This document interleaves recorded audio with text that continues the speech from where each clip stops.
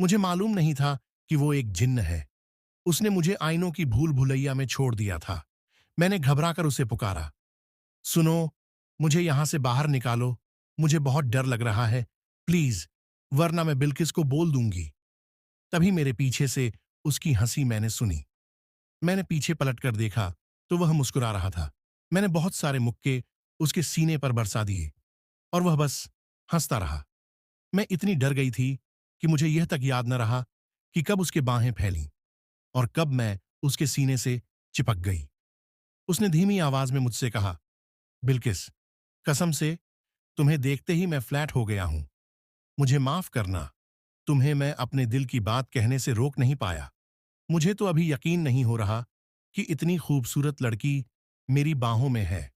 मैंने झूठ मूठ का गुस्सा करते हुए कहा, लेकिन मैं तुम्हें माफ नहीं करने वाली। तुमने मुझे बहुत डराया है, पता नहीं क्यों। उसे पर गुस्सा करने के बावजूद मैं उसके सीने से अलग नहीं होना चाहती थी। उसने अपनी जादू भरी आवाज में फिर से कहा, बोलो ना, बिल्किस, क्या तुम मुझे कबूल करती हो? क्या तुम मुझे अपनी मोहब्बत के लायक समझती हो? मेरी आंखें झुक गईं और हल्की सी मुस्कान मेरे चेहरे पर उभर आई। मेरे मन की बात समझ गया हो ऐसे मेरा हाथ पकड़कर वह बोला, शुक्रिया बिल्किस, मैं तुम्हें हमेशा अपने दिल में रानी बनाकर रखूंगा। उसने मेरे बाल संवारते हुए कहा, अपनी आंखें बंद करो। मैंने जैसे ही अपनी आंखें बंद कर लीं, एक दो पल बीते थे कि मैंने शबनम की घबराई हुई आवाज सुनी, अरे, कहाँ चली गई थी यार तू?